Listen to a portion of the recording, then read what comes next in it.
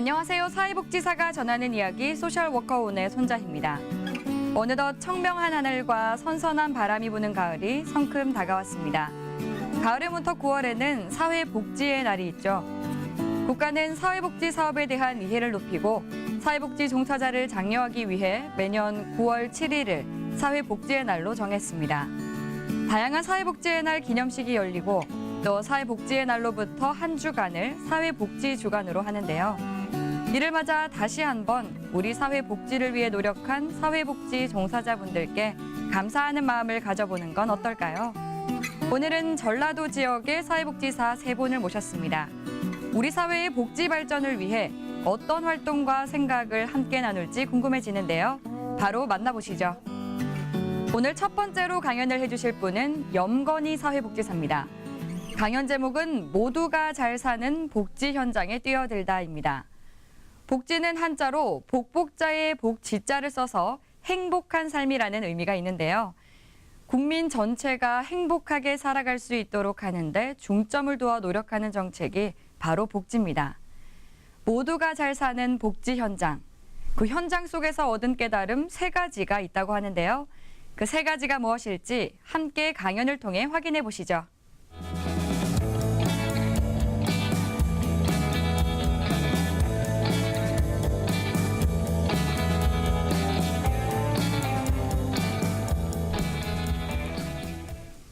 안녕하세요. 저는 광주광역시 장애인 종합복지관에서 사회복지사로 근무하는 염건희입니다. 그리고 또 하나의 직함이 더 있는데요. 광주 장애인 정책연대에서 사무국장을 하고 있는 염건희입니다. 오늘 저는 모두가 잘 사는 복지 현장으로 뛰어들다라는 주제를 가지고 왔습니다. 이 주제를 살펴보면 아시겠지만 사실 저희 복지 현장에 대해서 이야기를 하고 싶습니다. 그리고 복지 현장이 조금 더 잘 나아갈 수 있는 방향에 대해서 얘기하려고 하는데요. 한 가지 더 제가 첫 번째로 생각했던 주제가 있었습니다. 그거는 성장하는 사회복지사의 3가지 핵심 키워드였는데요. 다시금 생각해 보니까 그 사회복지사가 성장하는 것이 복지 현장에서 활동하는 것하고 일맥상통하다고 생각했습니다. 그래서 제가 오늘 이 주제를 가지고 복지 현장의 성장과 사회복지 성장 이 모두를 이야기하고 싶습니다. 그러기 위해서는 제가 이제 일하고 있는 장애인 복지 현장에 대해서 좀 이야기할 필요가 있다고 생각하는데요. 장애인 복지는 사실 사회복지에서 가장 처음 시작했던 영역 중에 하나입니다. 물론 아동복지가 시작하긴 했지만 장애인 복지가 80년대 이후로 가장 많은 성장을 하고 있었는데요. 그거는 제 생각에는 장애인이 특수성이 있고 그리고 사회적으로 인정받을 수 있는 그런 복지 영역에 있었기 때문이라고 생각합니다. 그럼으로써 사실 폭발적으로 복지 현장의 수요와 복지 서비스를 장애인 복지 쪽으로 조금 많이 치우쳐지게 받았었는데요. 그러면서 사실 양쪽으로는 성장을 많이 했습니다. 장애인 복지 현장이 지금은 가장 거대한 사회복지 현장이고 사회복지 영역이라고도 할 수 있는데요. 이로 인해서 사실은 또 다른 말로 하면 파편화라고도 할 수 있습니다. 개별적으로 장애인 복지관이라든가 이렇게 이용시설이 확대되고 거주시설이 확대되고 이런 등등의 개별적인 양적 성장이 있었지만 실제적으로 현장에서는 그러니까 앞으로의 현장에서는 고민들이 많이 있을 수밖에 없는 상황입니다. 왜냐하면 복지 현장이 정말 통합되고 그럼으로써 그런 파편화된 거대한 조직들이 움직임의 동력이 늦어질 수밖에 없다고 생각했었습니다. 그렇기 때문에 이걸 개선하기 위해서 사실 많은 고민을 했었는데요. 한편이면 또 이런 고민도 있었습니다. 현장인 라인워커가 그런 고민을 해도 되나? 그런데 제가 지난 몇 년간의 활동을 되새겨보면 충분히 해도 되겠다라는 생각가 들었고 사실 임금님기는 당나귀기라는 이야기가 있듯이 모두가 알고 있는 문제에 대해서 아무도 해결하지 않고 있는 문제 이걸 어떻게 하면 해결하면 좋을까 이런 고민이 있었습니다. 그걸 위해서 저희 과거를 잠깐 생각해 보면 몇 가지 방법에 대해서 이야기할 수 있겠는데요. 저는 사실 사회복지라기보다는 자동차 정비를 오랫동안 했었습니다. 그 자동차 정비하는 과정에서 아주 새로운 기회에 사회복지 접하게 됐는데요. 뭐 친구들은 고교 시절 저를 출석부에서만 존재하는 친구로 기억을 하고 있었습니다. 그만큼 소극적이었다고 생각되고요. 또 수아라는 것을 접하게 됐었는데 사실 청각장애인도 당신을 만났는데 그렇게 그분들하고 앞으로 제가 이렇게 생활하게 될지는 정말 몰랐고요. 그 와중에 제가 한국국제협력단이라는 곳에서 회의봉사를 오랫동안 하면서 사실 저의 인생의 전환이 있었습니다. 제가 굳이 그런 얘기를 하는 거는 사회복지사로서의 다양한 경험에 대해서 얘기를 하고 싶었던 겁니다. 그런 경험이 또 다른 생각을 할 수 있게끔 해줬거든요. 앞서 말씀드렸던 라인 워커인 입장에서 다른 생각을 한다는 것, 그거는 바로 이 경험이라고 생각했었거든요. 또 하나의 관점에 있어서는 그 사회복지 기관 안에서의 저보다는 사실 지역사회 저로서의 고민을 좀 했었습니다. 사실 사회복지 현장에서 제가 맞닥뜨린 현장은 당사자의 직접적인 서비스였다면 그 서비스의 대다수는 사실 지역사회에서 어떠한 문제가 있거나 지역사회에서 욕구가 있거나 했던 문제에 따른 영향의 서비스였던 거라고 생각을 했거든요. 그러니까 그런 것들은 결국 그 현장에서, 그러니까 사회복지사로서의 현장에서의 삶과 조금 더 거시적인 입장에서 지역사회 속에서 지역사회 복지 현장 속에서의 나를 고민해 보면 차이가 있었고 그에 대한 결정의 차이가 있었던 것 같습니다. 그래서 첫 번째로 제가 제안드리고 싶은 거는 성장하는 사회복지사의 핵심 키워드는 바로 저는 경험이라고 말씀드리고 싶습니다. 앞서 말씀드렸던 저의 특별하고 좀 일반적으로 경험하지 못했던 사회복지사의 경험이 이런 생각들을 할 수 있었고 그런 생각들이 또 다른 그 기회를 제공할 수 있다고 생각했었습니다. 그 사람들은 자기가 경험한 것 이상은 사실 생각하지 못한다고 하잖아요. 그래서 의도적으로 또 다른 것을 선택하려고 하는 노력이 결국 새로운 경험을 만들고요. 그 경험이 그 새로운 그 성장하는 사회복지사의 키워드 중에 하나라고 생각하고 있습니다. 또 하나의 한 가지 더 이야기를 말씀드리면 네트워크와 피플입니다. 이거는 네트워크에 대해서 이야기를 하고 싶은 건데요. 사회복지 영역에 대해서 조금 더 한 번 더 말씀드리도록 하겠습니다. 그 당사자의 욕구를 해결하는 과정에 있어서 다양한 그 사회 변화가 일어날 수밖에 없습니다. 근데 그거는 정책이나 그 외부 환경에 따른 영향을 많이 받고 있는 거죠. 일선에 있는 사회복지사는 이런 거는 사실 쉽게 접하기 힘든 부분이 있습니다. 근데 생각해보면 지금 정부에서 주장하는 커뮤니티 케어나 거대 정부 그리고 보편적 복지 이런 것들은 모두 그 복지 패러다임 변화를 말하고 있는 거고요. 인구 변화라든가 그리고 그 이용자들의 욕구 이런 것들은 대부분 그러니까 그런 것들이 반영돼서 사회복지 서비스들이 형성되는데 그 일선에 있는 사회복지사들은 그거에 대해서 직접적으로 이해되거나 할 수 없는 상태에 있습니다. 그럼 책상 앞에서 사실은 현장을 바라보기는 쉽지는 않거든요. 그러다 보면 바로 앞에 있는 그 서비스 이용자들 대상으로 서비스를 집중할 수밖에 없는데 그런 것들은 이제 근본적인 문제를 해결할 수 없는 거죠. 그래서 저는 이제 이런 해결하는 방식을 네트워크나 사람을 알아가는 것으로 생각을 했었습니다. 그거를 위해서 저도 다양한 고민을 좀 해봤는데요. 예를 들면 복지 팥빙수라는 팟캐스트를 운영하면서 다양한 복지 정보를 이종 간에, 그러니까 다른 복지 영역 간에 좀 섞어보려고 노력했었고요.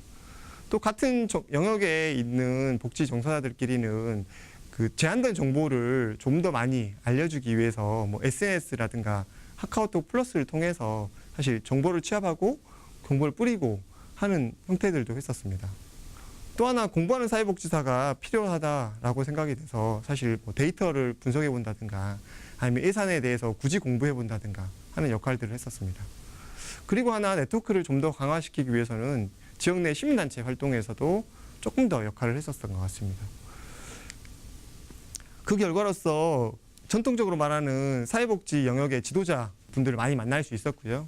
그런 분들이 지역사회 문제 해결의 키를 갖고 계시기 때문에 그분들의 다양한 이제 의견들을 전달할 수는 있었습니다. 하지만 개인적으로 이런 걸 한다는 건 말이 안 되기 때문에 사실 그 지역사회 활동가들하고 많은 고민이 있었고, 그 서두에 소개시켰듯이 2015년도 정도에 그 광주 지역 장애인 단체들의 연대체를 고민하기 시작합니다.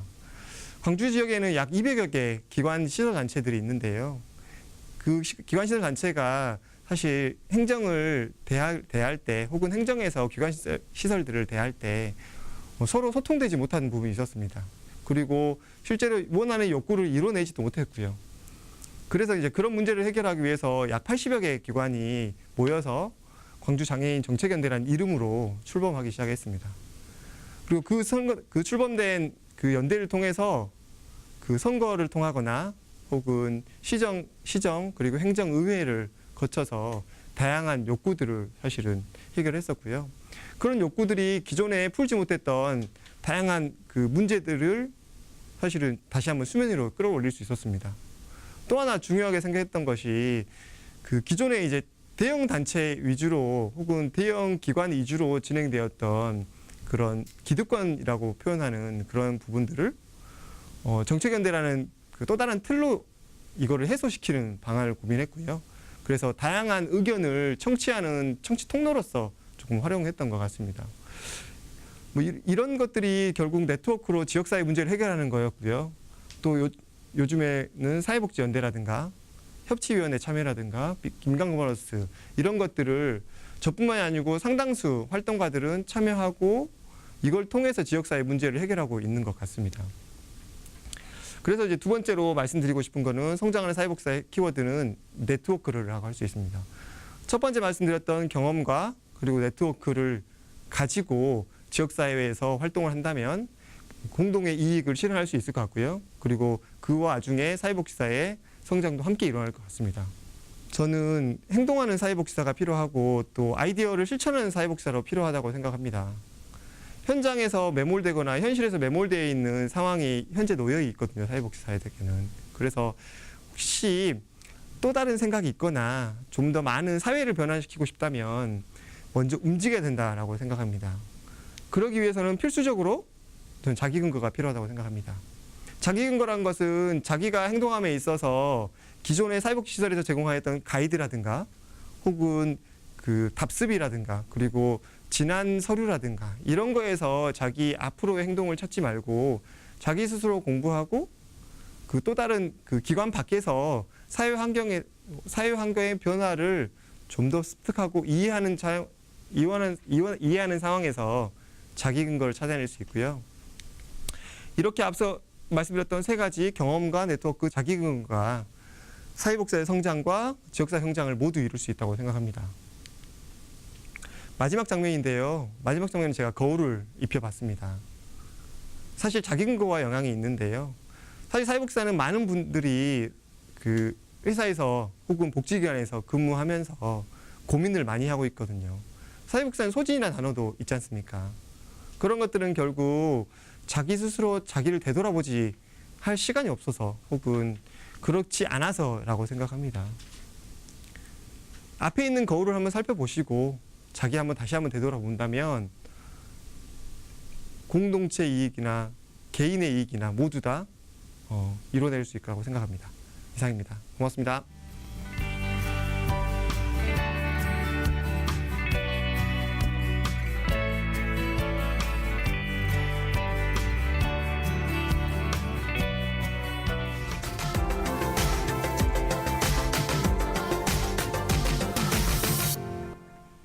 이어서 두 번째 강연자를 만날 시간입니다. 두 번째 강연을 해주실 분은 한석구 사회복지사입니다. 강연 제목은 농촌이 귀하다인데요. 서울 마포구에 뼈를 묻겠다던 그가 결심을 바꿔 바로 작년에 전라남도 곡성으로 이사하게 됐다고 합니다. 귀촌을 하게 된 그의 생각은 무엇이었을까요? 또 그곳에서는 사회복지사로서 어떤 삶이 펼쳐지고 있을지 강연을 통해 같이 들어보겠습니다.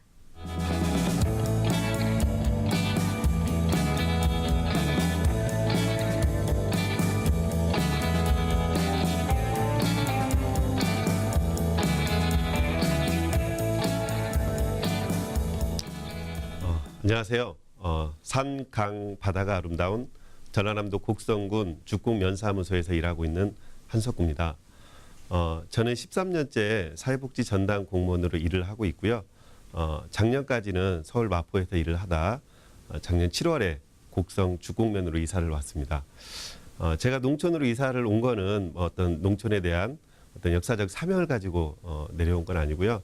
아이가 3명 있는데 우리 아이들을 농촌에서 키우고 싶다. 그리고 저 역시도 농촌에서 정겨운 삶을 살고 싶은 마음으로 이사를 오게 됐습니다. 제가 농촌으로 이사를 간다고 했을 때 많은 사람들이 부럽다. 나도 농촌에 가서 살고 싶다. 이런 이야기를 많이 하고 또 많이 놀러들 오고 그랬는데요. 모든 사람들이 정말 농촌 전원 생활에 대한 동경을 많이 하고 있는 것 같습니다.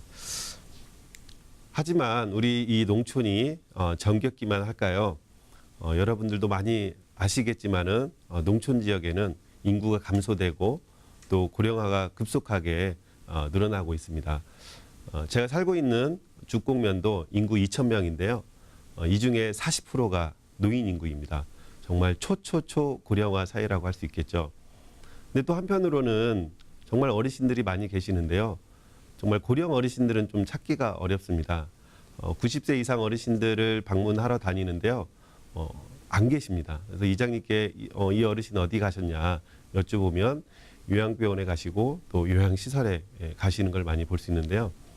본인 스스로 일상생활을 할 수 없는 지경에 이르고 또 치매가 걸리면 자식도 다 외지에 살고 있고 또 마을도 다 노인들 분이기 때문에 돌볼 수 있는 그런 여력이 되지 않습니다. 그래서 자기가 살아온 내 집, 내 마당, 내 이웃관계를 떠나가게 되는 이제 그런 경우가 종종 발생되고 있죠.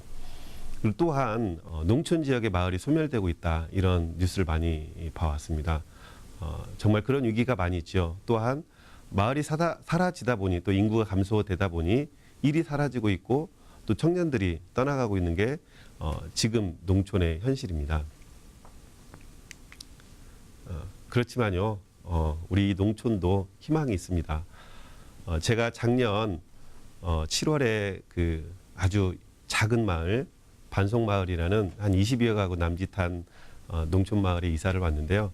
이사 온 첫날 마을 어르신들이 다 골목길에 나오셔서 저를 환영해 주시고 또 이삿짐 트럭이 오자 다 같이 밥 먹자. 그날이 복날이었는데 닭을 삶아놨다. 밥 먹고 이삿짐 나르자. 이렇게 이야기하시는 거예요.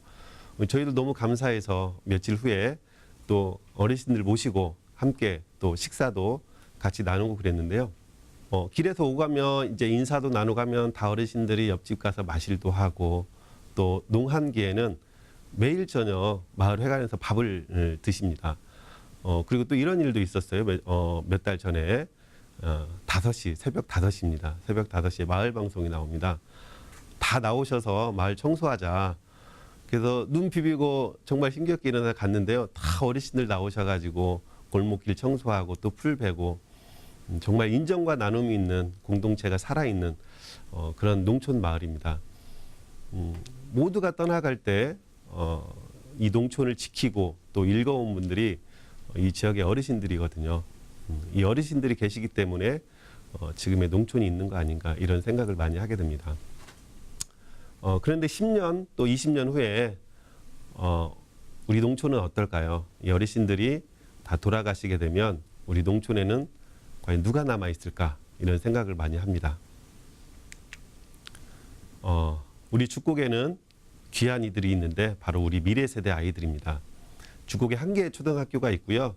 1학년부터 6학년까지 27명의 우리 아이들이 죽곡 초등학교를 다니고 있습니다. 정말 농촌에 아이들이 사라지고 또 아이들이 사라지니 또 학교도 사라지게 되는데요. 학교가 사라지면 또 마을이 사라집니다. 이렇게 귀한 아이들이 농촌에 살아가는 것, 농촌의 풍요로움과 자연을 누리며 살아가는 게 정말 얼마나 좋을까 이런 생각을 많이 하게 됩니다. 그런데 또 한편으로는 우리 농촌에 살고 있는 아이들이 과연 농촌을 자연을 누리면서 살고 있는가. 학교를 오가는데 통학버스를 타고 이동합니다. 그리고 마을에는 함께 놀 또래 친구들이 없습니다. 아름다운 자연에 살고 있지만은 그 자연을 병풍으로만 삼고 있는 그런 모습들을 보게 되는데요. 그래서 이번 여름방학에 우리 아이들이 자연을 누리고 또 친구들과 아름다운 추억을 만들면서 여름방학을 보낼 수 있도록 돌풀 학교를 열었습니다. 오늘 이 돌풀 학교에 대해서 좀 소개를 하려고 합니다. 이 돌풀 학교를 만들기 위해서 지역에 함께할 사람들을 찾았습니다. 우리 죽곡에는 농민도서관이 있는데요. 농민도서관에는 인문학 강좌, 또 나눔장터 여러 가지 지역 활동들을 하고 있는데 이 농민도서관에 찾아가서 우리 아이들을 위해서 여름에 정말 멋진 일들을 한번 해보자. 그리고 또 지역아동센터가 있습니다. 지역아동센터에도 찾아가서 우리 아이들을 위해서 여름에 이런 활동들을 한번 해보자라고 제안하고요. 또 죽곡 초등학교 학부모회 회장님들을 만났는데 작년에 기초난 동화 작가입니다. 굉장히 열정이 많으신데 이분도 함께 이 활동을 하기로 했고요. 또 지역에 다니면서 함께할 어르신들을 찾고 또 우리 이 여름 활동을 소개하고 응원과 지지를 부탁을 했습니다. 그리고 이 활동을 또 아이들과 만들어갈 대학생들을 찾아 나섰는데요. 목포대학교, 광주대학교에 찾아가서 우리 대학생들에게 죽곡에서 펼쳐질 여름 활동을 소개하고 지원해 줄 것을 부탁을 했습니다. 그리고 알고 있는 대학 교수님께도 부탁을 드리고요. 또 페이스북을 통해서도 홍보를 많이 했습니다. 정말 어렵게 6명의 대학생들이 지원을 하게 됐는데요. 지원을 했다고 해서 다 할 수 있는 건 아니죠. 면접을 받습니다. 누가 면접위원이 됐을까요? 우리 아이들이 면접위원이 되어서 대학생들 면접을 했는데요. 정말 수준 높은 질문으로 그 면접을 하게 됐는데 우리 대학생들이 정말 긴장하고 아주 진땀을 흘리면서 면접을 했는데요. 우리 아이들이 면접을 하면서 함께할 대학생들을 만나고 또 우리 대학생들도 앞으로 함께할 우리 친구들 만나면서 굉장히 의미가 있었고 더 준비를 잘 하자 이런 마음으로 면접을 하게 됐습니다. 그래서 7월 16일부터 5주 동안 돌풀학교라는 이름으로 다양한 활동들을 했는데요.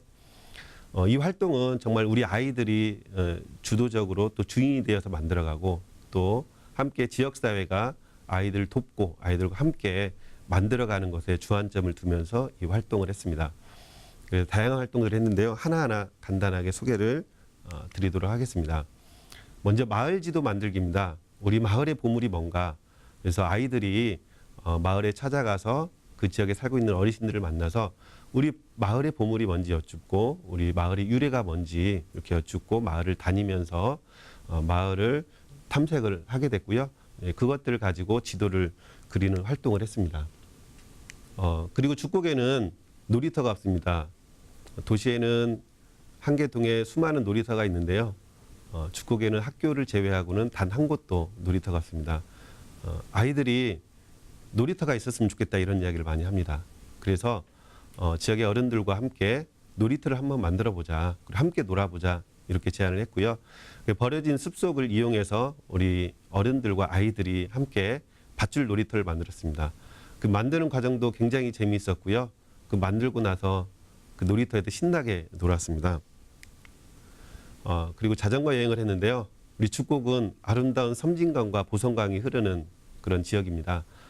또 이곳에 산악자전거 협회 감독이 살고 계시는데요. 그 어른이 우리 아이들과 함께 이 아름다운 자연에서 자전거를 함께 타고 싶다라고 제안을 했습니다. 그래서 자전거 여행을 기획하게 됐고요. 엄마들도 함께 참여하고 또 두발 자전거 못하는 친구들은 보조바퀴가 달린 자전거를 급조해서 함께 느리지만은 아름다운 강을 따라 또 짧지만은 또 이렇게 자전거 타는 활동을 했습니다. 그리고 곡성에는 바다가 없습니다. 아이들이 바다에 가고 싶다 이런 이야기를 많이 했는데요.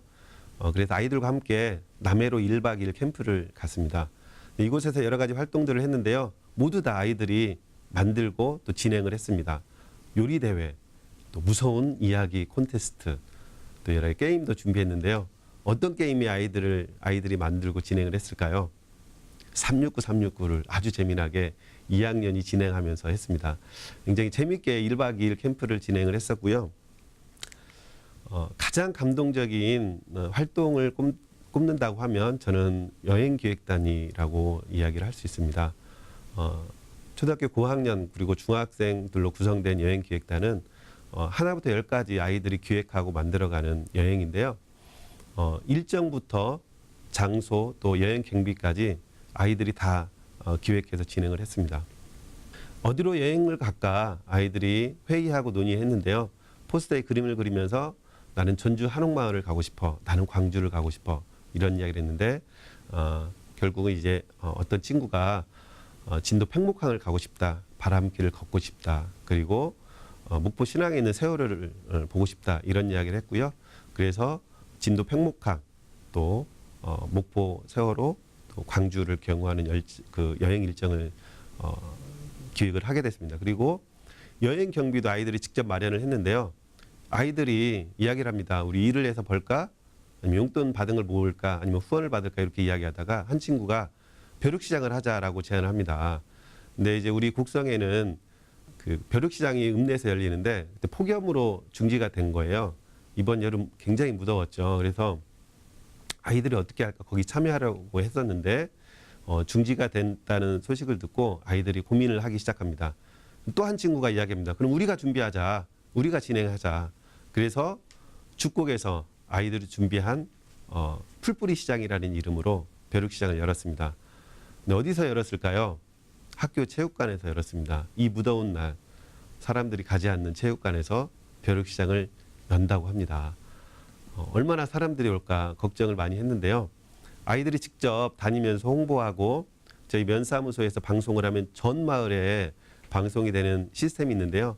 면사무소에 와서 방송도 하고 또 일일이 어르신들 후원도 받고 또 음악하는 어르신들 찾아가서 공연도 부탁하고 이렇게 어르신들께 묻고 여쭙고 또 부탁을 하면서 벼룩시장, 그 풀뿌리 시장을 진행을 했습니다. 정말 준비했던 대학생들도 또 아이들도 함께 참여한 어르신들도 감동하고 또 감동을 했습니다.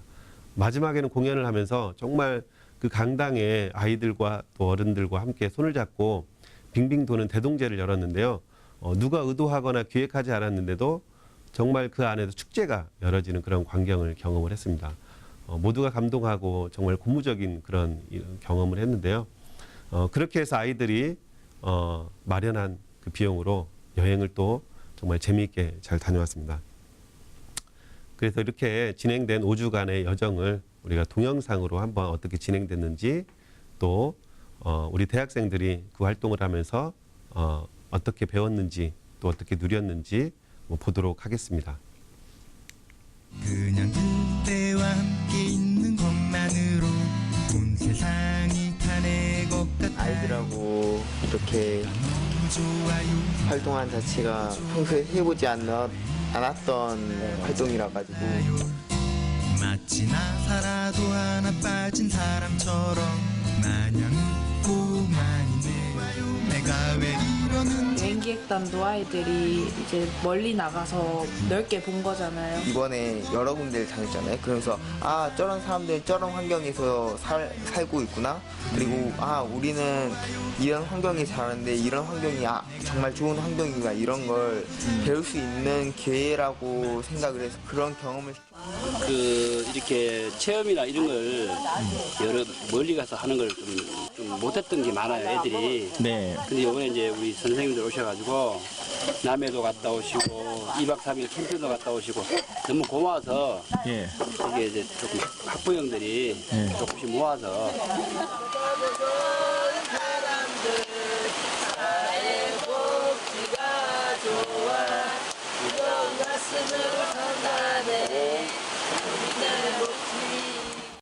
동영상이 나오고요. 제가 사회복지 전담 공무원입니다. 전담 공무원이 무슨 그런 일을 하냐라고 생각할 수 있을 것 같은데요. 예, 그런 일을 할 수 있습니다. 지금 행정에는 여러 가지 변화들이 있는데요. 서울에는 이제 2년 전부터 찾아가는 동주민센터 사업이라는 걸 하고 있습니다. 중앙정부에서도 그 찻동을 모티브로 해서 주민자치형 공공서비스 구축 사업을 추진하고 있는데요. 지금 현재 전국에 20개 읍면동이 시범사업으로 진행되고 있고 죽곡면이 그 20개 읍면 중에 하나로 선정돼서 진행되고 있습니다. 그래서 이 사업은 읍면동 중심의 공공서비스를 민과 간이 함께 계획, 생산, 전달하는 그런 사업입니다. 이를 위해서는 읍면동이 혁신되고 또 마을이 혁신되고 주민이 혁신되어야 되는 그런 과제가 있습니다. 그래서 과거에는 도움이 필요로 했던 분들이 면사무소, 동사무소, 읍사무소 찾아와서 도움을 요청했지만 이제는 행정이 직접 지역에 찾아가서 보건과 복지를 아우르는 그런 서비스를 전달해야 되고요. 또 주민이 참여하고 그 풀뿌리 자치를 통해서 지역에 재밌는 활동들, 주민들이 스스로 만드는 그런 행복한 마을을 만드는 사업들을 전개하고 있고요. 특히 저희 면에서는 이런 돌풀 학교뿐만 아니라 주민들의 공동체 활동 공간인 마을 활력들을 지금 만들어가고 있고요. 또 자치학교 여러 가지 그런 활동들을 지금 준비하고 있습니다. 다시 돌풀 학교로 또 넘어와서 말을 맺으려고 합니다. 우리 그 사회복지 대학생들이 지역에 와서 가장 잘한 일들은요, 인사학입니다. 지역에 다니면서 또 어른들 만나면서 인사하고 우리가 이번 여름에 아이들과 이런 활동을 하려고 합니다라고 활동을 소개하고 그렇게 인사를 하러 다녔는데요. 정말 어르신들이 이뻐라 하고 지역에서 이런 청년들이 다닌 것만으로도 마을의 활력이 굉장히 넘쳤습니다. 청년이 농촌에 있어야 되는 이유이죠. 도시에서는 이런 이야기들을 많이 합니다. 일을 하려고 하는데 일할 사람이 없다. 농촌은요, 그냥 사람이 없습니다. 안창호 선생님께서는 이렇게 말씀하셨습니다. 사람이 없다 하지 말고 네가 그 사람이 되어라. 전국에 청년들이 많이 있습니다.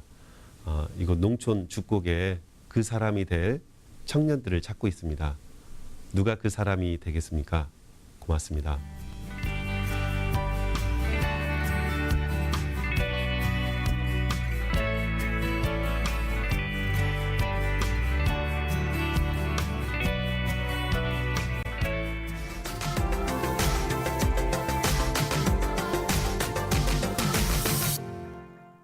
어느덧 마지막 강연을 남겨두고 있는데요.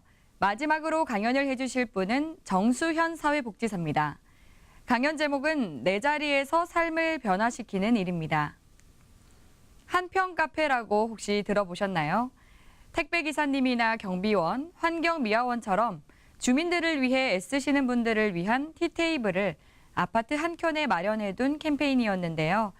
이는 3대 포털 사이트에서 실시간 검색어 1위를 차지했을 정도로 이슈가 되기도 했습니다. 바로 그 한평 카페를 시작한 장본인이라고 하는데요. 어떻게 이런 생각을 떠올리게 됐는지 지금 바로 들어보겠습니다.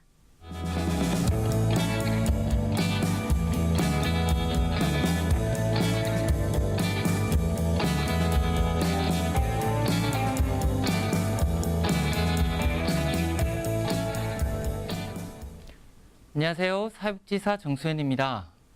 저는 대구와 인천, 서울에서 일을 했었고요. 지금은 전라북도 김제 사회복지관에서 일을 하고 있습니다.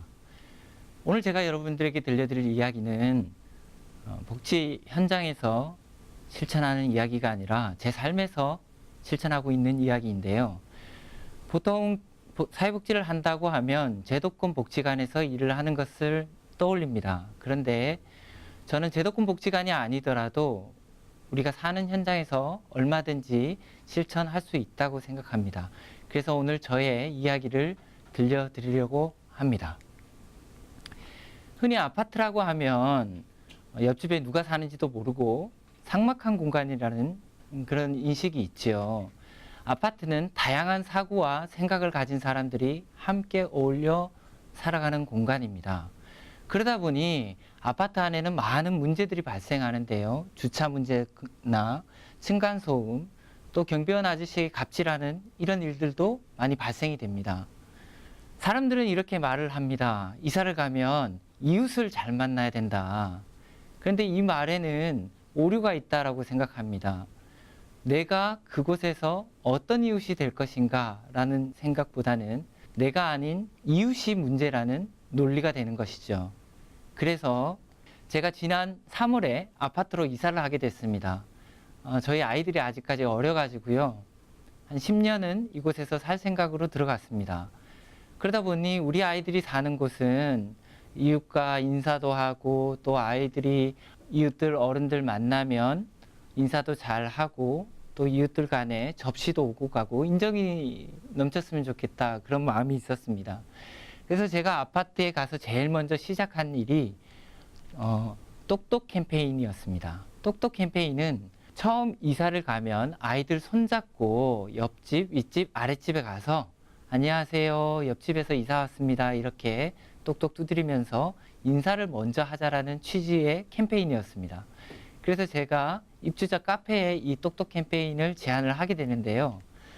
주민들의 반응이 아주 재밌었습니다. 저도 그렇게 인사를 하고 싶었는데 자신이 없었다, 이런 말씀도 하셨고요. 그래서 이번 계기로 먼저 가서 아이들과 인사하겠다, 이런 반응들이 있었습니다.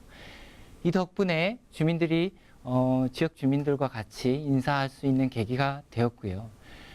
제가 이 똑똑 캠페인을 시작했던 것은 지역 주민들이, 우리 아파트에 사시는 분들이 알매 관계가 되기를 바랬습니다.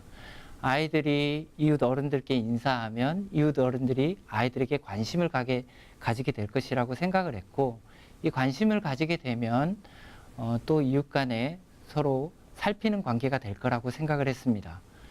그래서 이 알매 관계를 위해서 똑똑똑 캠페인을 시작했는데, 실제로 저희 아파트에서는 주민들 간에 서로 배려하는 문화가 생겼습니다. 그래서 제가 이 똑똑똑 캠페인을 시작하고 나서 사실 궁금했습니다. 얼마나 주민들이 인사를 했고 실제 주민들 간에 서로 배려하는 이런 문화들이 생겼는지 카페에다가 질문을 한번 해봤습니다. 그래서 실제 이렇게 인사를 얼마나 하셨는지, 그랬더니 응답하셨던 분의 한 70%가 인사를 해봤다, 그리고 인사를 할 것이다, 이런 응답을 하셨고요. 그리고 이렇게 인사를 했더니 이웃 간에 서로 배려하거나 정이 느껴지십니까? 라고 물었더니 실제로 그렇다라고 대답하신 분이 60%나 나왔습니다. 네. 두 번째로 제가 아파트에서 했던 일은 한편 카페를 설치한 것이었는데요. 저희 아파트 1층 엘리베이터 앞에 커피나 간식 같은 것을 올려놓는 티박스를 두고요. 택배 기사님이나 경비 아저씨, 청소 아주머니께서 언제든지 오셔서 편안하게 쉬어가실 수 있도록 이렇게 티테이블을 만들었습니다. 그리고 하단에는 나눔 박스라는 것을 설치를 했는데요. 저희만 운영을 하는 것이 아니라 우리 아파트에 사시는 주민들 누구나 이 카페를 함께 운영하실 분을 기다린다라고 말씀드리면서 집에 있는 커피나 간식 같은 것을 자유롭게 와서 가져다 놓으시면 좋겠다라고 제안을 드렸습니다. 이 티테이블을 설치하고 난 다음 날에 입주자 카페에 글이 하나가 올라옵니다. 1층 엘리베이터에 이런 카페가 생겼네요. 누가 마련해 놓은 걸까요? 이렇게 주민이 올려주셨습니다. 그러면서 멋진 생각이다, 이렇게 주민들 반응이 보이기 시작했습니다. 그리고 하루하루 지날수록 주민들이 커피나 사탕, 간식, 음료 등을 이 나눔 박스에 두고 가기 시작했습니다. 그래서 주민들이 이 한편 카페를 통해서 내가 할 수 있는 만큼 부담되지 않는 선에서 나눔에 동참하기 시작한 것이죠.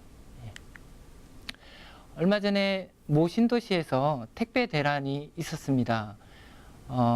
이 안전상의 이유로 이 택배가 아파트 안에 들어오지 못하게 했었지만, 아쉬웠던 거는 이 택배를 무겁게 들고 가시는 이 택배 기사님에 대한 사람에 대한 배려가 없었기 때문에 많은 사람들이 아마 분노를 하지 않았나 생각을 합니다. 반대로 저희 한편 카페가 우리나라 대표 포털인 3사의 이 메인으로 장식을 하게 됩니다. 그리고 온갖 실시간 검색어와 여러 온라인 사이트에 퍼지게 되는데요. 그러면서 기사를 보신 많은 분들께서 이렇게 댓글을 답니다. 이런 게 품격이지, 이런 게 명품 아파트 주민들이지 라고 댓글이 달리기 시작했습니다. 그러면서 우리 주민들은 자연스럽게 어깨가 으쓱해진 거죠. 본의 아니게 주민들은 전 국민으로부터 명품 아파트에 사는 주민들이 되었습니다. 그러니 어떻겠습니까? 만약에 우리 아파트에 사시는 분들이 경비원이나 택배기사님들에게 갑질을 하게 된다면 아주 인간 쓰레기가 되는 거죠. 네. 이렇게 우리 아파트에서는 사람을 배려하고 존중하는 긍정적인 문화가 형성되었습니다. 이로 인해서 한편 카페에 전해진 소식들이 있는데요. 그 소식들을 제가 좀 소개하려고 합니다. 실제로 이 한편 카페를 이용하신 택배 기사님들께서 이렇게 잠깐이나마 차를 드시고 가셔서 이렇게 명함에다가 잘 마시고 갔습니다 라고 쪽지를 남기고 가셨고요. 또 기억에 남는 편지가 있는데요. 저희가 이런 일들을 하기 시작하니까 모 택배 회사에서 근무하시는 분께서 편지와 함께 저희 집으로 선물을 보내셨습니다. 이렇게 사회를 위해서 기여하시는 분을 보고 저도 뭔가 기여하고 싶은 마음이 생겼다면서 선물과 함께 편지를 보내주셨고, 또 아파트에 일하시는 여러 청소를 해주시는 여사님들께서도 감사하다는 인사를 전해주셨습니다. 한편 카페의 소식을 접한 분들의 이 댓글들을 저도 사람인지라 보게 되더라고요. 그래서 그 유형들을 봤더니 크게 3가지 유형으로 좀 나뉘었습니다. 첫 번째는요, 이것이야말로 품격 있는 아파트네, 우리가 사는 것도 품격 있는 빌라 한번 만들어봐? 라는 의견을 주셨는데요. 어떤 뉴스기사의 댓글을 보면 가장 상위에 있는 댓글이 많은 사람들로부터 공감을 받은 댓글입니다. 그만큼 사람들이 공감된다는 이야기인데요. 이분의 첫 번째 댓글을 달았던 분의 이야기는 나도 한번 해보고 싶다라는 거였습니다. 그리고 오른쪽에 있는 두 번째 반응을 보이신 분들은 우리 아파트에도 해줬으면 좋겠다라는 거예요. 왜 우리 아파트 관리소는 이런 걸 해주지 않을까? 내가 해보려고 하기보다는 남이 해주길 바라는 이런 유형이 있었고요. 마지막 3번째 반응은 직접 이것을 행동을 실천으로 옮기신 분들이었습니다. 경기도 모 사무실에 마련된 한뼘 카페라고 이렇게 운영을 하는 분이 있으셨고요. 서울 강서구 빌라에서 한뼘 카페를 또 운영하시는 분도 있었습니다. 그리고 전남 광양의 모 아파트에 사랑의 한뼘 카페라고 이렇게 택배 기사님이나 경비 아저씨들을 위해서 한뼘 카페를 마련한 것을 볼 수 있었습니다. 그리고 나서 제가 이분들만을 위한 것이 아니라 우리 아파트 입주민들도 이번 기회를 구실 삼아 한번 만나는 자리를 마련해보자 해서 한뼘 카페 입주민 참모임이라는 것을 저희 집에서 하게 됩니다. 그래서 저희 딸아이가 이렇게 그림을 그려서 초대합니다 라고 해서 아파트 엘리베이터에도 붙이고 언제 우리 집으로 꼭 놀러 오세요 해서 주민들이 그때 많이 저희 집에 오셔서 차를 마시면서 서로 소개도 하고 또 저희가 바라는 우리 아파트 모습은 어떤 것인지 이렇게 생각들을 나눌 수 있는 계기가 되었습니다. 우리가 어떤 문제에 직면했을 때 대처하는 방식은 크게 2가지가 있다고 생각합니다. 하나는 문제 중심 사고라고 생각하고요. 또 다른 하나는 강점 중심 사고입니다.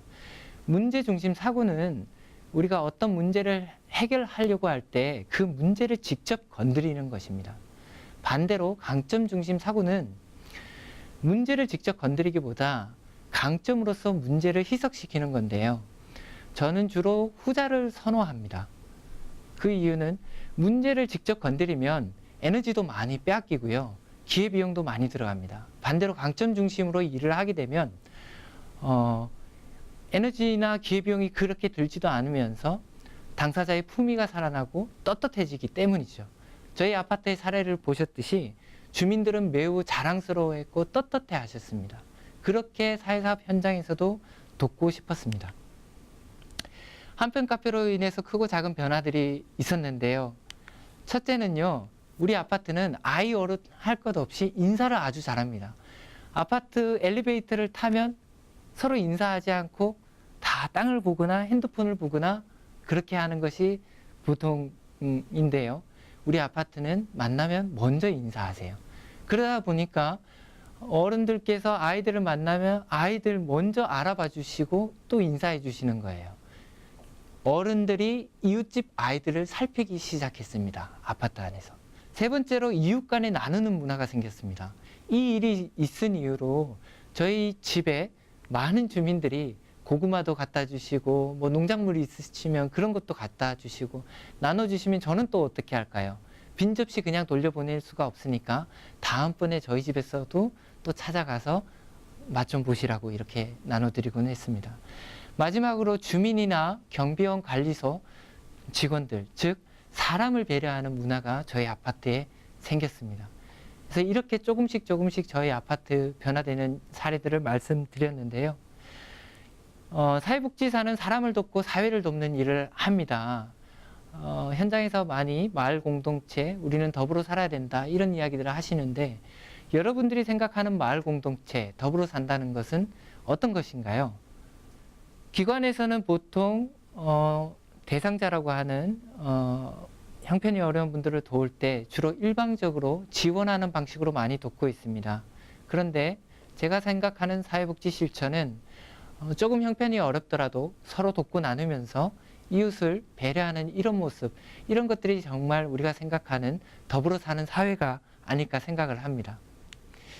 사회복지사는 사람과 사회를 돕는 사람, 그것이 어떤 일이든 구실 삼아서 지역사회가 더불어 살게 돕는 사람이라고 생각합니다. 그것이 꼭 제도권 복지관이 아니어도 내가 있는 자리에서 얼마든지 이웃들이 더불어 살아갈 수 있도록 도울 수 있다고 생각합니다. 우리 사회복지 현장에서도 많은 동료들이 내가 있는 자리에서 그렇게 실천할 수 있기를 바랍니다. 고맙습니다.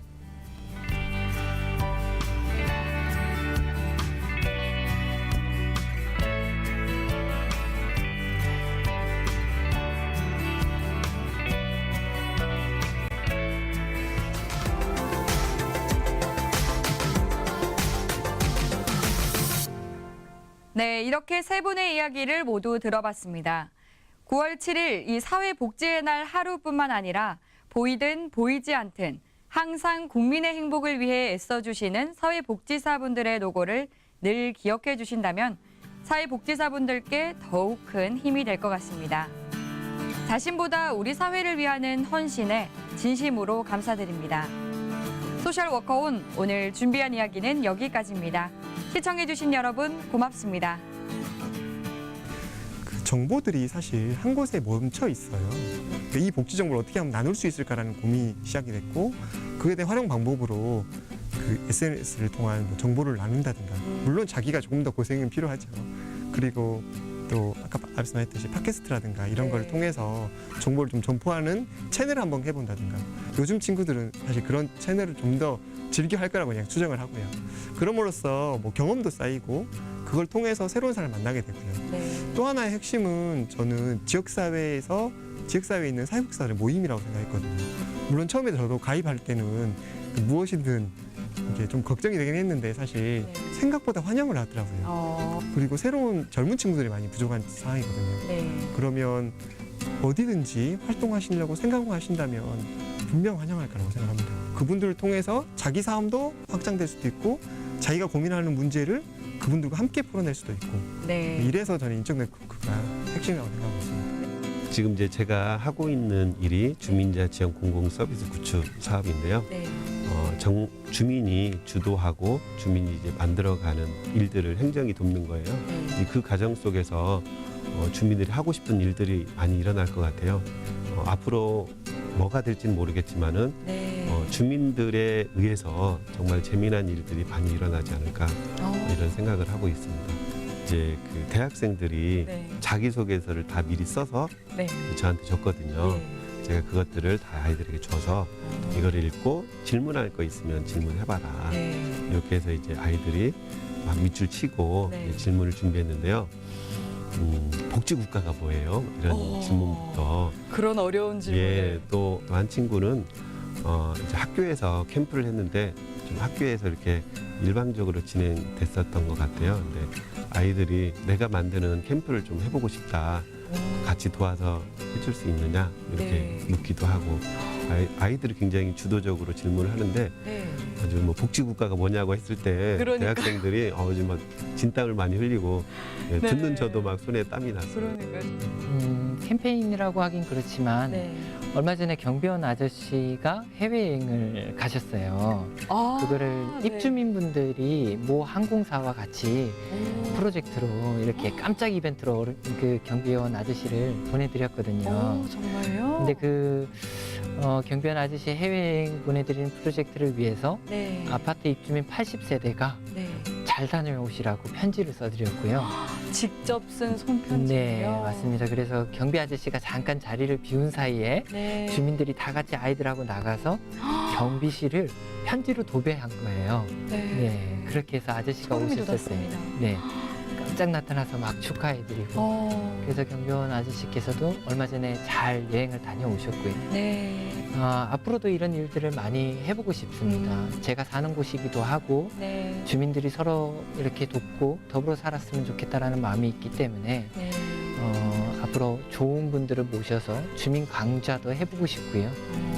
또 우리 아파트에 사는 아이들하고 방학 기간에 해볼 수 있는 여러 가지 활동들도 계획은 하고 있습니다.